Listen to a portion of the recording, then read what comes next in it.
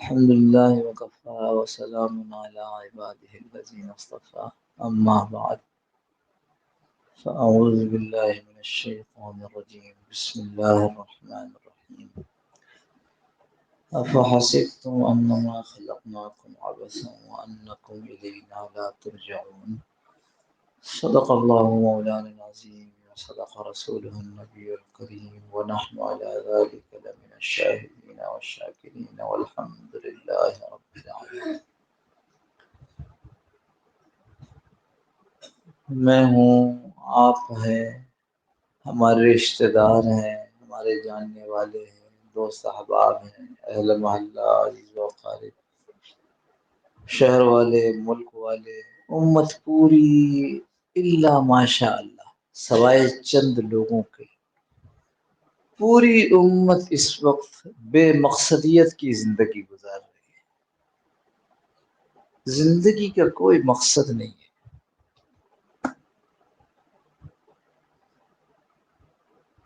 ایسے جیسے کوئی بچہ پتنگ اڑا رہا ہو اور اس کے ڈور سے ہاتھ چھوٹ جائے، ڈور ہاتھ سے نکل گئی، اب وہ پتنگ ہے، اس کو کوئی کنٹرول کرنے والا نہیں ہے.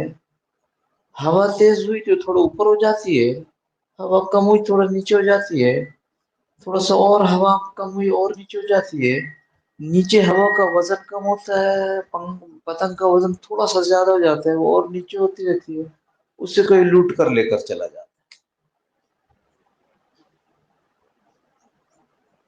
پوری امت، میں نے کہا الا ماش، چند لوگوں، چند خوش نصیب، سعادت مند، خوش بخت لوگوں کے سوا امت بے مقصدیت کی زندگی گزار رہی ہے. حالات ایسے ہو جاتے ہیں تو یہ ایسا ہو جاتا ہے، حالات ویسے ہو جاتے ہیں ویسا ہو جاتا ہے، کبھی اوپر ہو جاتا ہے، کبھی حالات جس طرف چلا دیں چلا جا رہا ہے. اس کی اپنی زندگی کا کوئی مقصد نہیں ہے. ایسے جیسے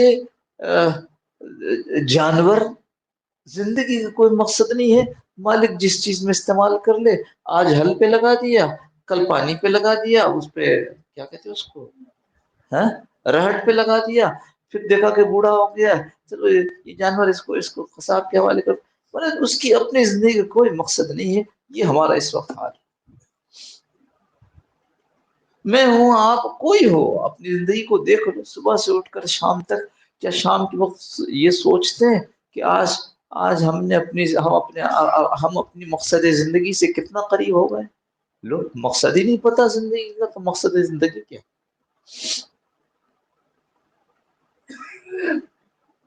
اس وقت کا سب سے بڑا مرض یہ ہے، یہ آدمی جو پلیا پر بیٹھا ہوا ہے اپنا وقت خراب کر رہا ہے، یہ آدمی جو پان کی دکان پہ کھڑا اپنا وقت برباد کر رہا ہے، یہ آدمی جو موبائل پہ لگا ہوا واٹس ایپ ٹک ٹک ٹک ٹک ٹک ٹک ٹک ٹک ٹک ٹک پتہ نہیں لگا ہوا ہے، یہ 2 گھنٹے کے بعد سوچتا ہے کہ کیا میرا مقصد حاصل ہو گیا زندگی کا؟ بالکل بے مقصدیت ہے.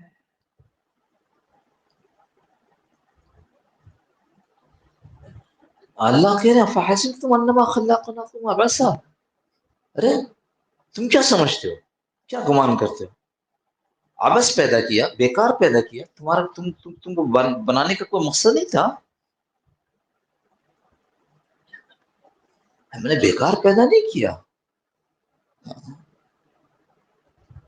جو سمجھ رہے بیکار پیدا کیا ہے، جس کے گمان میں یہ ہے کہ بیکار ہیں، جو مرضی کریں گے، جیسے حالات ہوں گے ویسا کر لیں گے.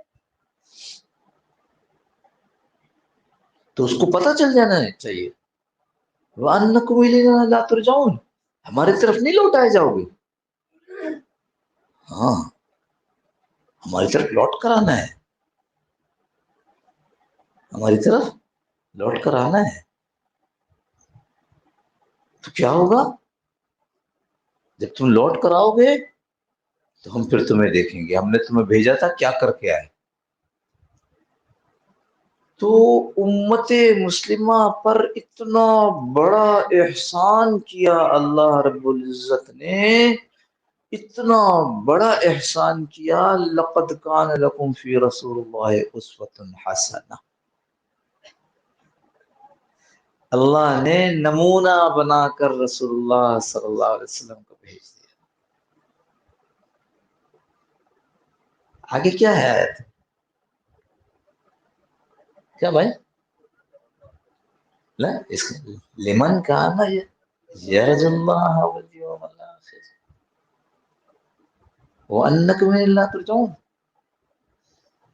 ابھی سمجھ میں آ گیا؟ مولوی تو خود سمجھ گئے ہوں گے نا۔ وہ کہ وانکم الی اللہ ترجعون، یا کیا کرے؟ لمن کان یرجو اللہ والیوم الآخر، یہ نمونہ اس کے لیے ہے جس کو اس بات کا یقین ہے کہ مجھے اللہ کے پاس جا کر کھڑے ہونا ہے، ملاقات کرنی ہے، لوٹنا ہے اس طرف۔ اب سمجھ میں آ رہی؟ وَأَنَّكُمْ إِلَيْنَا لَا تُرْجَعُونَ، سمجھتے لوٹ کر نہیں آؤ گے؟ تو لوٹ کر آؤ گے تو کیا ہوگا؟ لوٹ کر آؤ گے تو یہ ہوگا، دیکھیں گے نمونے کے مطابق ہو کہ نہیں ہو۔ اللہ نے اتنا بڑا احسان کیا ہے، اتنا بڑا احسان کیا ہے، حضور صلی اللہ تعالی علیہ وسلم کو ہم میں سے بنا کر، فرشتہ نہیں اتارا، جنات نہیں، کوئی اور مخلوق نہیں، ہم میں سے ایک کو نبی بنایا اور کہا یہ نمونہ ہے، دیکھو تمہاری طرح ہے۔ ہاں، اس کو بھی سر درد ہوتا ہے، اس کو بھی بخار ہوتا ہے، یہ بھی کھانا کھاتا ہے، یہ بھی بیوی کے پاس جاتا ہے، ہاں اس کا بھی گھر ہے، اس کے بھی دوست ہیں، تمہاری طرح ہے۔ لیکن تمہاری طرح ہماری طرح ایسا نہیں، بشر ہے پر خیر البشر ہے، بشر ہم سارے ہیں، خیر البشر ایک، محمد الرسول اللہ صلی اللہ علیہ وسلم۔ تو اس کو اس کی بھی ضروریات ہیں، لہذا ہم نے تمہارے جیسا تمہارے پاس بھیجا ہے، ایسا بن کر آنا ہے۔ اب دیکھو کتنا بڑا احسان ہے۔ اب کون ہے بے مقصد رہنے والا؟ میری صبح ہوئی ہے، میری صبح کا مقصد یہ ہے کہ میری صبح رسول اللہ صلی اللہ علیہ وسلم کی صبح کی طرح ہو۔ میری دوپہر ہو گئی 12 بج رہے، میری دوپہر کا مقصد یہ ہے کہ میری دوپہر محمد رسول اللہ صلی اللہ علیہ وسلم کی دوپہر کی طرح ہو۔ میری شام کا، میری رات کا مقصد یہ ہے کہ میری شام اور میری رات محمد الرسول اللہ کے نمونے کے مطابق۔ مل گیا مقصد کہ نہیں ملا؟ اور کیسا مقصد ملا؟ لمحے لمحے کا مقصد ملا۔ 2-4 سال کے بعد نہیں سوچنا پڑے گا کہ مقصد چل رہا ہے، پورا ہو رہا ہے کہ نہیں ہو رہا ہے، ہر لمحے پر یہ ہوگا کہ ہائے ہائے اس وقت رسول اللہ صلی اللہ علیہ وسلم نے یہ کیا تھا، میں نے یہ نہیں کیا۔ ہر وقت اتنا بڑا احسان ہے کہ اگر یہ مقصد خدا نہ خواستہ سامنے نہ ہوتا تو مجھ میں اور ایک بیل میں کیا فرق ہوتا؟ ہمارے دنیاوی بہت بڑے آدمی تھے، بریگیڈیئر تھے اور حاضر سروس تھے، تعلق تھا ہمارا پیشہ ورانہ دفتری۔ تو ایک دفعہ ہمارے گھر آئے، ہمارے گھر میں بیٹھک میں، اردو میں کیا کہتے ہیں، ایکویریم، وہ جس کے اندر پانی ہوتا ہے اور مچھلیاں تیر رہی ہوتی ہیں، ایکویریم ہی کہتے ہیں اردو کا، پتہ نہیں کیا، شاید اردو والوں کیا ہوتا ہی نہیں ہوگا۔ ہاں مچھلی گھر، مچھلی خانہ، اچھا ترجمہ کیا آپ نے۔ وہ اپنی جگہ سے اٹھے اور بہت دیر تک اس ایکویریم میں دیکھتے رہے نا، مچھلی ادھر آ رہی ہے، ایسے جا رہی ہے، پھر ادھر آ رہی ہے، پھر ادھر، چھوٹا سا تو ہوتا ہے، یوں مچھلی چلی تو یہاں تک دیوار آ گئی، تک پھر شیشے کی دیوار آ گئی، پھر یوں ہوئی تو پھر دیوار آ گئی۔ بہت دیر تک دیکھتے رہے، پھر آ کر بیٹھے اور کہنے لگے تحسین منظر، اللہ نے کتنا احسان کیا ہے کہ ان کو عقل نہیں دی، اگر ان کو عقل اور شعور ہوتی تو یہ تو ان شیشے کی دیواروں سے ٹک کر مار مار کے مر جاتے، کیا کام ہے، بس یہاں سے یہاں، یہاں سے یہاں، یہاں سے یہاں۔ سمجھ میں آئی بات؟ ہاں بھائی، مجھ میں اور بیل میں، مجھ میں اور جانور میں فرق یہی ہے کہ میری زندگی کا ایک مقصد ہے۔ مجھے کچھ دیر تک، 1 گھنٹے میں، مجھے 2 گھنٹے میں، مجھے 3 گھنٹے، مجھے رات تک، مجھے کل تک، مجھے 1 ہفتے میں، مجھے 1 سال میں، مجھے ایک مقصد حاصل کرنا ہے. مقصد کیا ہے؟ میرا اللہ مجھ سے راضی ہو جائے. یہ مقصد حاصل ہو رہا ہے کہ نہیں ہو رہا؟ اس کے لیے نمونہ رسول اللہ صلی اللہ علیہ وسلم. پہلے تکلف سے کرنا پڑے گا، سوچنا پڑے گا، سوچنا پڑے گا کہ اب کیا کروں. اس کے بعد اللہ کے نبی صلی اللہ علیہ وسلم نے کیا کیا؟ کھانا کھانے کے لیے بیٹھا ہوں تو نہیں، ابھی تو میں بیٹھا ہوں. اللہ کے رسول صلی اللہ علیہ وسلم نے کیا کیا تھا؟ اوہ، یہ تو میں بہت غلط کر رہا ہوں. اب گھر والوں سے کہو بھائی تو بہت غلط ہو رہا ہے. ایسا کیوں نہیں کرتے کہ یہ حضور صلی اللہ علیہ وسلم کے پاس ایک کھانا لایا گیا اور وہ کسی چھوٹی سی چیز کے اوپر رکھ دیا، جیسے گویا پتیلے کے اوپر رکھ دیا یا کسی چیز کے اوپر رکھ دیا. آپ صلی اللہ علیہ وسلم کریں کھانا اوپر رکھ دیا؟ نہیں، میں تو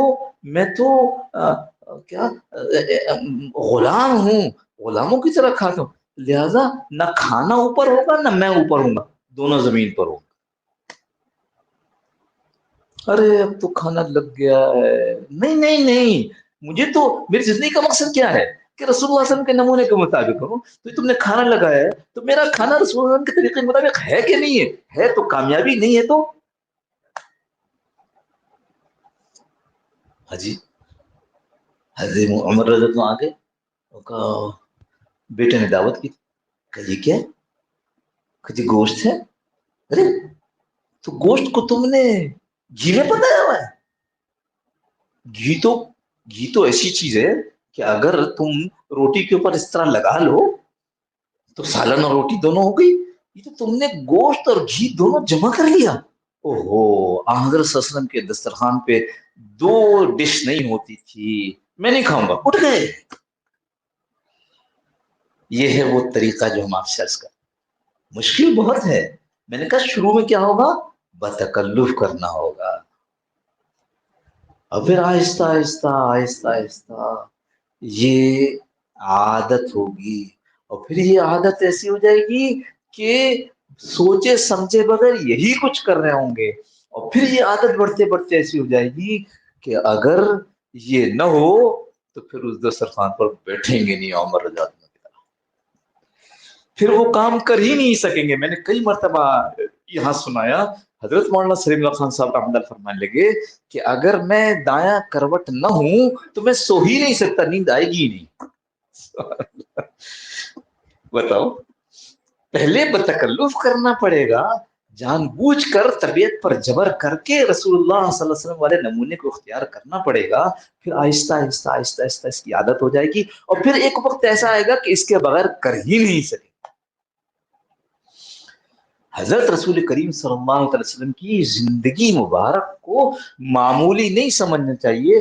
یہ جو حضرت مفتی شفیع صاحب رحمۃ اللہ علیہ کے نے غالباً مفتی تقی صاحب رحمۃ اللہ نے یا مفتی شفیع صاحب رحمۃ اللہ نے اس کو نقل کیا کہ ان کے بڑوں میں سے یہ کہا کہ ہم لوگ جب مدرسے میں پڑھتے تھے تو ہم سنتوں کو معلوم کرتے تھے، رسول اللہ صلی اللہ علیہ وسلم کی اداؤں کو معلوم کرتے تھے، اس لیے معلوم کرتے تھے کہ پھر ہم اپنی زندگی بھی ان سنتوں کے مطابق بنائیں.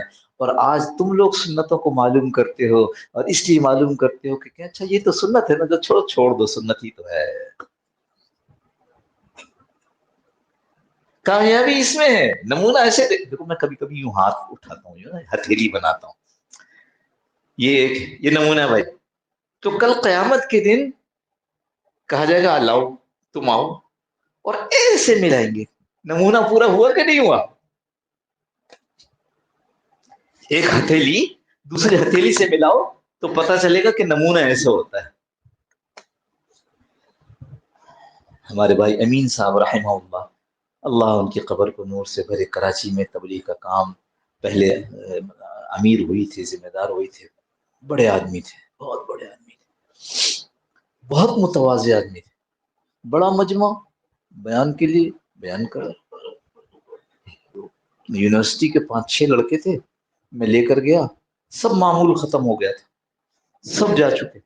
یہ اٹھ کر کے واپس اپنے مسجد کے آخری کونے پر ان کا گھر تھا، یعنی بالکل مشرقی حصے میں جا رہے تھے.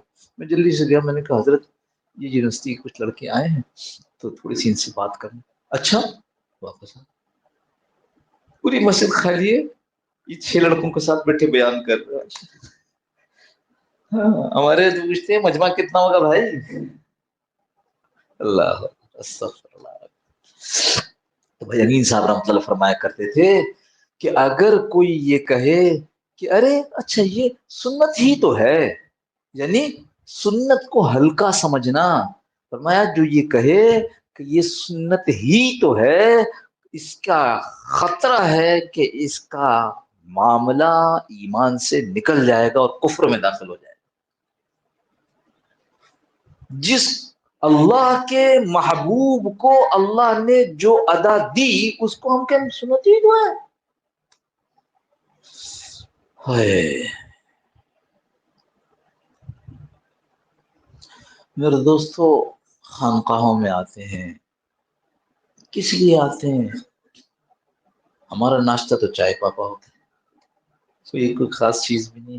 ہاں، کسی نے کہا مجھے اپنے خانقاہ میں آنے والوں نے کہ میں اپنی مسجد سے نکل رہا تھا تو میری مسجد میں ایک آدمی نے مجھ سے کہا کہ تم لوگ خانقاہ جاتے ہو، وہاں بڑا زبردست شاندار کھانا ملتا ہوگا تم لوگوں کو، اور پیسے بھی دیتے ہوں گے تم لوگوں کو.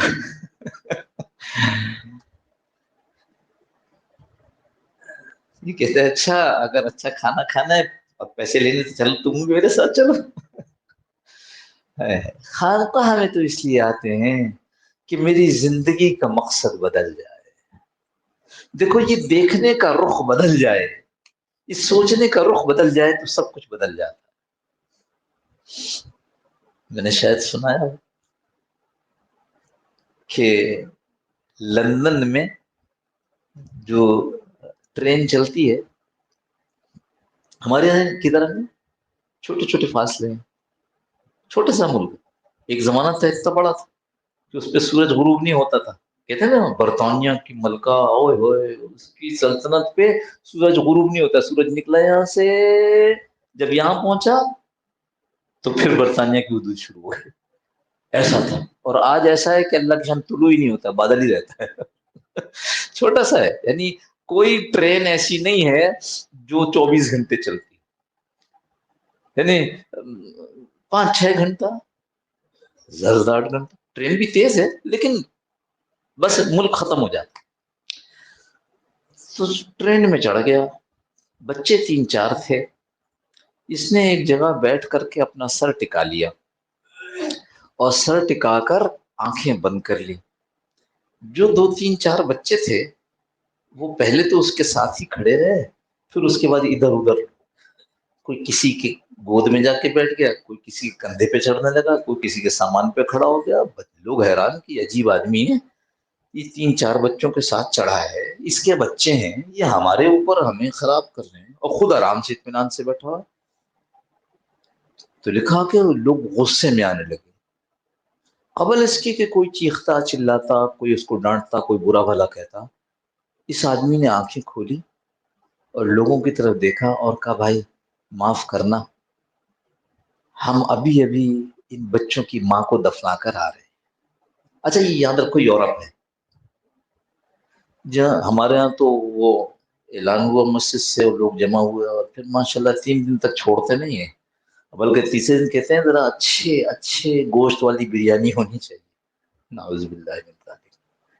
میرے بھائی صاحب جس دفتر میں کام کرتے تھے، بیٹے کا انتقال ہو گیا.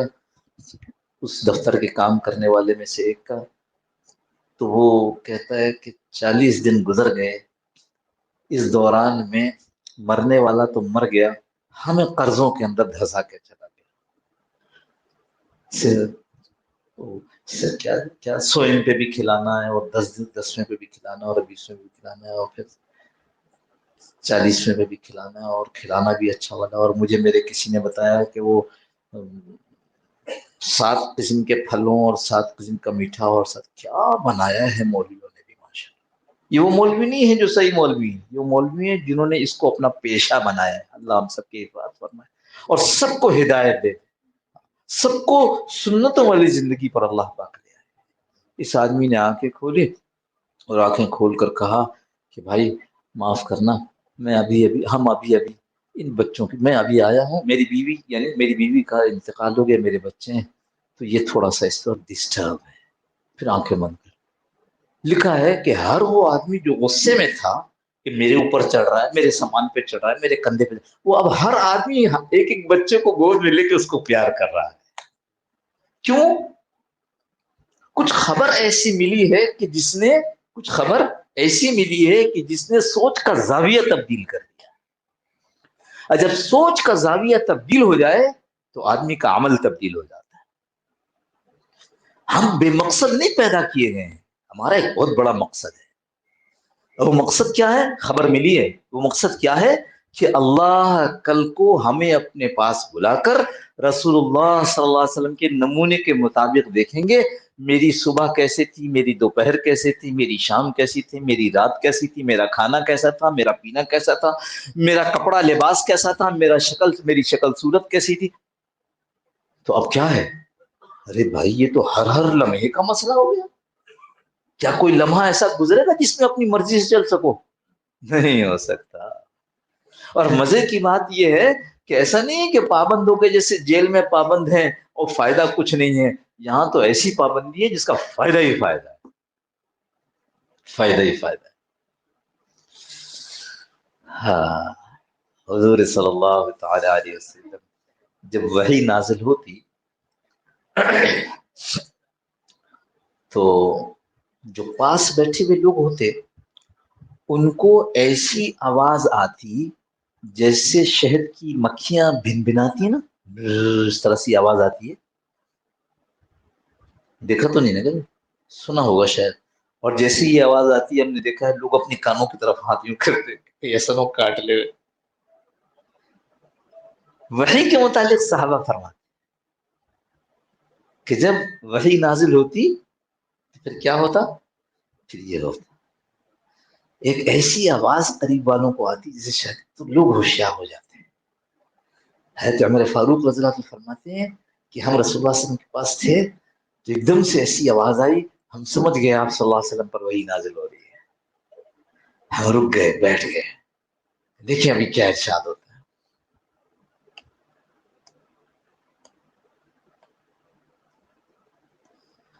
ہاں، تھوڑی دیر کے بعد آواز ختم ہوئی، حضرت صلی اللہ علیہ وسلم نے اپنا رخ قبلے کی طرف کر دیا، ہاتھ اٹھا، اللہم زدنا ولا تنقصنا، اللہم اکرمنا ولا تہنا، اللہم اعتنا ولا تحرمنا، اللہم آثرنا ولا تؤثر علینا، اللہم ارضنا وارض عنا، آمین یا رب العالمین۔ اور پھر کہا وہی نازل ہوئی، قد افلح المؤمنون الذین هم فی صلاتهم خاشعون۔ آگے 7 صفات کا ذکر ہے، اور اس کے بعد کیا ہے؟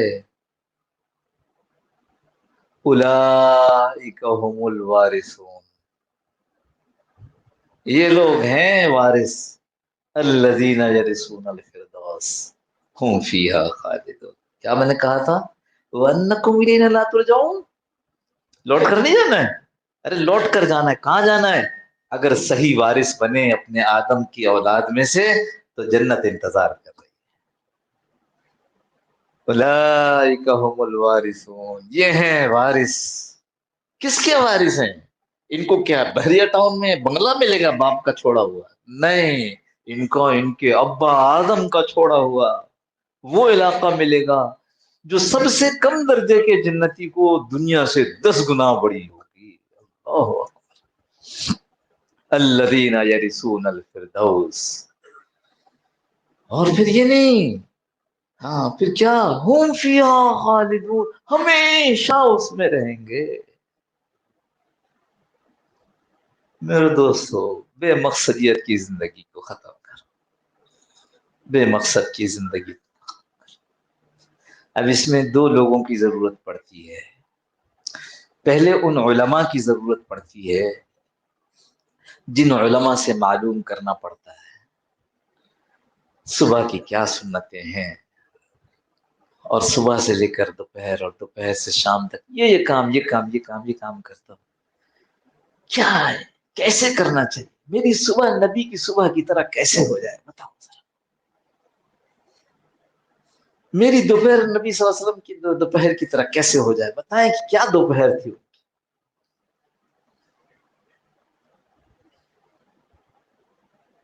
لوگ اپنی دنیا کی زندگی کو اچھا کرنے کے لیے رسول اللہ صلی اللہ تعالی علیہ وسلم کی زندگی کو اس لیے اختیار کر رہے ہیں کہ ان کی دنیا کے لوگوں نے، سائنس والوں نے، ہیلتھ والوں نے بتایا ہے کہ یہ زندگی بہت اچھی ہے.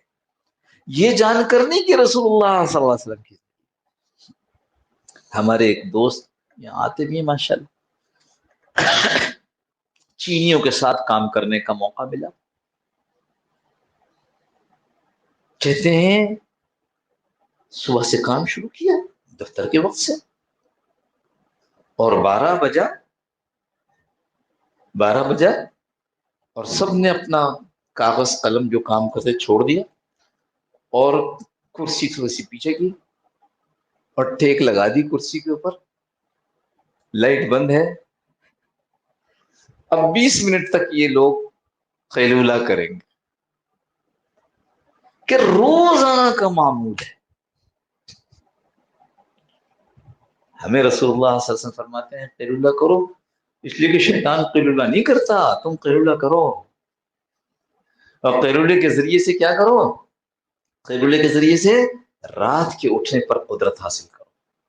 ہم سے کہتے ہیں کہ جی وہ نیند نہیں ٹوٹتی، رات کے اٹھنے پر قدرت. یہ غیر مسلم اپنی سائنس کے اوپر اتنا ایمان لاتا ہے، اور ہم اللہ کے رسول صلی اللہ علیہ وسلم معلوم کریں. اگر کوئی فائدہ نہ ہو تو بھی یہ فائدہ کیا کم ہے کہ رسول اللہ صلی اللہ علیہ وسلم کی سنت. یہی تو بتا رہا ہوں اتنی دیر سے. اب ملے گا کیا؟ آپ نے بھیجا کہ کسی نے کہا کہ کوئی ایسی بات بتاؤ کہ جنت میں جانے کا شوق پیدا ہو جائے. ابھی انہوں نے 2-3 دن ہوئے میرے خیال میں. کوئی ایسی بات بتاؤ کہ مجھے جنت میں جانے کا شوق پیدا ہو جائے. تو جواب دیا، ارے تمہیں پتہ ہے جنت میں حضرت محمد صلی اللہ علیہ وسلم ہوں گے. بتاؤ، خوابوں میں زیارت کے لیے وظیفے پوچھتے ہو، وہاں حضور صلی اللہ علیہ وسلم خود ہوں گے. اس سے زیادہ مزیدار کیا بات ہے جنت؟ ایک بات، اس سے زیادہ مزیدار ایک بات ہے. وہ ہمارے حضرت مولانا نور صاحب رحمۃ اللہ فرماتے تھے کہ اللہ پاک وہ نعمت دیں گے جس نعمت کے سامنے ساری نعمتیں ہیچ ہیں. اور وہ کیا ہے؟ اللہ اپنا دیدار کرائیں گے، ہم اللہ کو دیکھیں گے. اور بعض جگہ یہ لکھا کہ دیکھیں گے اللہ دیکھ رہے ہیں، جیسے چاند دیکھ رہے ہیں. اور پھر اللہ پاک پردہ فرما لیں گے، ارے اللہ بس ابھی تو جی نہیں بھرا، اللہ بس. پوچھا جائے گا کتنی دیر دیکھا؟ کہا تھوڑا سا. کہا تمہیں اللہ کا کی زیارت دیدار کرتے ہوئے 8 لاکھ سال گزر گئے، تمہیں پتہ ہی نہیں چلا. اولئک هم الوارثون الذین یرثون الفردوس هم فیہا خالدون. بھائی جانا ہے نہیں جانا؟ جانا ہے تو سیدھا راستہ ہے. پہلا مولویوں سے رابطہ بڑھاؤ، مولویوں سے واسطہ بڑھاؤ، سنتیں معلوم کرو، بدعتوں سے دور بھاگو. ایسے دور بھاگو جیسے شیر چیتے سے دور بھاگتے ہو. بدعتی کی صحبت سے دور بھاگو کہ کہیں اس سے متاثر نہ ہو جائیں. تو پہلا کام یہ ہے، علماء کے پاس حاضری دے کر اپنی پورے دن کی کیفیت ان کو سنائی جائے. جاگنے کا یوں ہے معمول، ناشتے کھانے کا یہ ہے معمول، کاروبار تجارت ملازمت کا یہ کام ہے، ایسے کرتا ہوں، آنا جانا ایسے کرتا ہوں. ایک ایک چیز تھوڑا تھوڑا کر کے پوچھو تاکہ اس کو اختیار کرنا آسان ہو. ہم جمعے میں بیان کرتے ہیں 20 منٹ ہے نا جی، 20 منٹ بیان. تو ایک ایک موضوع مہینہ 2 مہینہ چلتا. بچوں کی تربیت پر بات کی، میرے خیال ہے 6 مہینہ چل کہ بچوں کے حقوق کیا ہے، 6 مہینہ، لیکن تھوڑی تھوڑی کرتے ہیں اور کہہ دیتے ہیں کہ تھوڑی بات اس لیے کرتے ہیں تاکہ تمہیں محفوظ بھی رہے، یاد بھی رہے، اور پھر تم اس کا گھر والوں کے ساتھ مذاکرہ کرو، دوست احباب میں، دفتروں میں مذاکرہ کرو، اور یہ ہفتہ اس پر کوشش کر کے مشق کر کے اگلے ہفتے آؤ تو اگلی بات ہوگی انشاءاللہ۔ تو پہلا کام تو یہ ہو گیا، اور دوسرا کام کیا ہے؟ اس ماحول میں آؤ جس ماحول میں یہ باتیں ہوتی ہوں، آدمی ماحول سے متاثر ہوتا ہے، دنیا کی باتیں سننے والے ماحول میں ہو جہاں دنیا دنیا دنیا، تو آدمی کو دنیا ہی کی چاہت ہوتی ہے، اچھا خاصا گزارا ہو رہا ہوتا ہے، بہت اچھی طرح گزارا ہو رہا ہوتا ہے، یہاں تک کہ پڑوس کے گھر میں ایک نیا فریج بڑا سا آ جاتا ہے شیشے والا، اور بیگم کہنے لگتی ہیں کہ وہ پڑوس والوں کے ہاں فریج آ گیا، ہمارا فریج دیکھو کتنا خراب ہو گیا۔ اب روزانہ اس فریج کے متعلق تھوڑی سی بات آپ کو، آج بند ہو گیا تھا، آج آٹا خراب ہو گیا، آج فلاں ہو گیا، آج فلاں ہو گیا، یہاں تک کہ آپ کہتے ہیں اچھا تھوڑا سا اور کماتا ہوں تاکہ تمہارے لیے نیا فریج لا کر دے۔ جس ماحول میں بیٹھیں گے، جن کے ساتھ اٹھنا بیٹھنا ہوگا، ان سے متاثر ہوں گے، اس لیے اہل دعوت اہل تبلیغ کا ماحول اختیار کیا جائے، جماعتوں میں جانا، مستورات کو کبھی 2 مہینہ مردوں کی جماعت، 1 مہینہ 2 مہینے میں جو سیروزہ لگے مردوں میں، اور 1 مہینے کا سیروزہ مستورات۔ یہ ہماری مستورات جب ان علاقوں میں جاتے ہیں، ہمارے گھر والے کہنے لگے کہ اتنا چھوٹا سا کچن تھا کہ 2 آدمی مشکل سے کھڑے ہو سکتے تھے۔ اب اب اب اب خیال آیا کہ اللہ نے آپ کو کتنی بڑی نعمت دے رکھی ہے، لوگ کیسے کیسے گزارا کرتے ہیں، یہ دین اور یہ دنیا اور دین۔ وہ یہی ساتھی بتا رہے تھے کہ نہ یعنی ہمارا ریونڈ کا سفر ہو رہا تھا، تو جن کی گاڑی پر تھے وہ کہنے لگے مستورات کی جماعت میں گئے، اور جس علاقے میں گئے وہ علاقے میں مستورات نے کام کیا اور آ کر بتایا ہمیں کہ بھائی یہاں تو بہت زیادہ ضرورت ہے، اس لیے کہ جب مستورات کو ہم نے کہا ہمارے نماز کا وقت ہو گیا چلو بھائی وضو کر لو، تو انہوں نے سوال کیا کیا عورتیں بھی نماز پڑھتی ہیں؟ پھر ان کو وضو سکھایا، نماز سکھایا ہے۔ تو اس لیے پہلا کام علماء کی صحبت، علماء کے پاس جانا، پوچھنا، اور پوچھ کر کے اس کو اختیار کرنا، اور دوسرا کام اہل دعوت کی صحبت، کہ جب ماحول میں آ جائیں گے تعلق ہمارا ہماری عورتوں کا، ہمارا بھی ہماری عورتوں کا دنیا داروں کے بجائے دینداروں سے ہو جائے گا، تو پھر کیا ہوگا؟ پھر کپڑے لتے کے بجائے نماز روزے کی بات چلے گی۔ ہاں، اور فون کریں گی تو یہ نہیں کہیں گی کہ آج کل کون سا فیشن چل رہا ہے، وہ کہیں گی تمہیں پتہ ہے ہمارے ہاں علاقے میں مستورات کی جماعت آئی ہوئی ہے۔ 2 بات ہو گئی، اور تیسری بات پھر خانقاہوں میں آتا ہے آدمی اور کہتا ہے کہ حضرت نماز نہیں پڑھتا تھا، پڑھنے لگا، اب علماء سے پوچھ بھی لیا، اور تبلیغ والوں کے ساتھ اٹھتا بیٹھتا اور نماز کی پابندی بھی ہو گئی، لیکن نماز میں دھیان نہیں لگتا، حضرت بتاؤ دھیان کیسے آئے گا؟ اور جب یہ بھی ہو جائے گا پھر کیا ہوگا؟ اولئک هم الوارثون، ہم نے کیا پڑھا تھا؟ قد افلح المؤمنون، اور پہلی صفت الذین هم، ہاں آپ سب کہہ رہے ہیں، مولانا کہہ رہے ہیں الذین هم فی صلاتهم خاشعون، یہ وہ لوگ ہیں جن کی پہلی صفت یہ ہے کہ ان کی نماز میں خشوع ہوتا ہے، ان کی نماز میں دھیان ہوتا ہے اللہ۔ کیا کرے بھائی؟ کہہ دیا، کہہ دیا نا ہم نے، آپ نے سن بھی لیا، پر کرے کیا؟ بھائی مسمم پکا، پکا ارادہ، بالکل پکا ارادہ۔ اس وقت میں پتہ نہیں کتنا بج رہا ہے،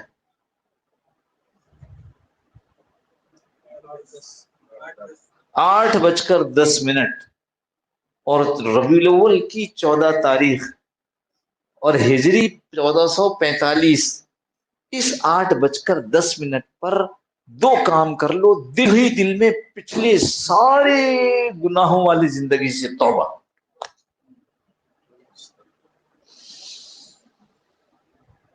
بہت بڑے بڑے گناہ کیے ہیں، بہت بڑے بڑے گناہ کیے،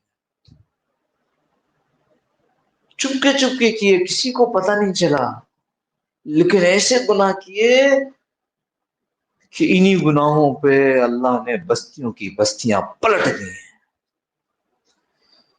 انہی گناہوں پر اللہ نے لوگوں کے چہرے مسخ کیے۔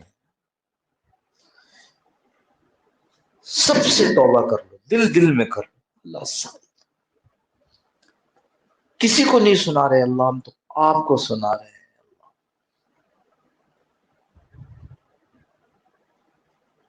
آپ ان باتوں کو بھی سنتے ہیں جو ہمارے دل کے اندر پیدا ہوتے، اللہ علیم، ان اللہ علیم بذات الصدور،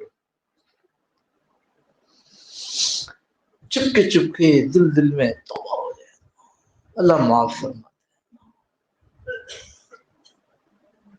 اور دوسری چیز، اس بات کا پکا ارادہ کہ یہ جو تینوں چیز ہے، علماء کے پاس جانا، اہل دعوت کی صحبت میں بیٹھنا، اور خانقاہوں میں آ کر اس کو سیکھنا، جیسے علماء سے ظاہری چیزیں سیکھی ہیں، نماز کیسے پڑھنی، کیا کرنی، ایسے خانقاہوں میں اس کے روح کو سیکھنا، اس کو انشاءاللہ ہم اس وقت سے نیت کرتے ہیں، شروع کر دیں، کرتے ہیں بھائی انشاءاللہ، ہاں بٹ ہلکے ہلکے انشاءاللہ ہے، ہاں بالکل پکا ارادہ کرنا، اور یقین کیجئے خدا کے سامنے جس نے اپنی توبہ کو پیش کر دیا ہے، اللہ اس کو معاف کر دیتے ہیں۔ حدیث میں آیا، ایک آدمی کہتا ہے رب اغفر لی، رب اغفر لی، رب اغفر لی، بڑی تقریر ہے، بڑی تقریر، رب اغفر لی، اللہ مجھے بخش دے، یہ پھر کہتے ہیں رب اغفر لی، اللہ مجھے بخش دے، یہ پھر کہتے ہیں رب اغفر لی، اللہ مجھے بخش دے۔ تو حدیث میں آتا ہے جو آدمی کہتا ہے رب اغفر لی، رب اغفر لی، رب اغفر لی، میں اس کے گناہوں کو معاف کر دیتا ہوں، اور مجھے کسی کی پرواہ نہیں ہے کہ کوئی کہے کہ اللہ اتنا بڑا گناہ گار تھا تو نے کیوں معاف کر دیا، 3 دفعہ معاف کر دیا، مجھے کسی لا ابالی، مجھے کسی کی پرواہ نہیں ہے۔ تو سمجھ لیجئے، کہہ لیجئے دل میں، مانگ لیجئے اللہ سے رب اغفر لی، رب، اور یہ سمجھ لیجئے کہ اللہ نے معاف کر دیا، کوئی اللہ کو روکنے والا نہیں ہے۔ تو گویا اب یہ 8:10 کے بعد کی زندگی، ہم یہاں سے ایک نئی زندگی لے کر جا رہے ہیں، جس میں ہمارے سامنے ایک بہت بڑا مقصد ہے، اور وہ مقصد یہ ہے کہ مجھے اپنی زندگی کا ہر لمحہ حضور صلی اللہ تعالی وسلم کی زندگی کے لمحات کے مطابق بنانا ہے۔ ٹھیک ہے نا بھائی، انشاءاللہ کریں گے نا، خوب پکے مضبوط نیت کے ساتھ۔ اللہم صلی علی سیدنا مولانا محمد النبی الامی وعلی آلہ وسلم تسلیما کثیرا کثیرا۔ اللهم ربنا ظلمنا أنفسنا وإن لم تغفر لنا وترحمنا لنكونن من الخاسرين. اللهم ربنا لا تزغ قلوبنا بعد إذ هديتنا وهب لنا من لدنك رحمة إنك أنت الوهاب. اللهم ربنا آتنا في الدنيا حسنة وفي الآخرة حسنة وقنا عذاب النار. اللهم إياك نعبد، اللهم إياك نستعين، اللهم اهدنا الصراط المستقيم، اللهم اهدنا الصراط المستقيم، اللهم اهدنا الصراط المستقيم، صراط الذين أنعمت عليهم من النبيين والصديقين والشهداء والصالحين وحسن أولئك رفيقا غير المغضوب عليهم ولا الضالين آمين. اللهم أرنا الحق حقا وارزقنا اتباعه وأرنا الباطل باطلا وارزقنا اجتنابه. اللهم ربنا لا تؤاخذنا إن نسينا واخطأنا، ربنا ولا تحمل علينا إصرا كما حملته على الذين من قبلنا، ربنا ولا تحملنا ما لا طاقة لنا به واعف عنا واغفر لنا وارحمنا، أنت مولانا فانصرنا على القوم الكافرين. اللهم ربنا، اللهم ربنا، اللهم ربنا، اللهم ربنا، اللهم ربنا تقبل منا إنك أنت السميع العليم، وتب علينا يا مولانا إنك أنت التواب الرحيم. وصلى الله تعالى على خير خلقه محمد وعلى آله وصحبه أجمعين برحمتك يا أرحم الراحمين. جزاكم الله خير. السلام علیکم ورحمۃ اللہ وبرکاتہ.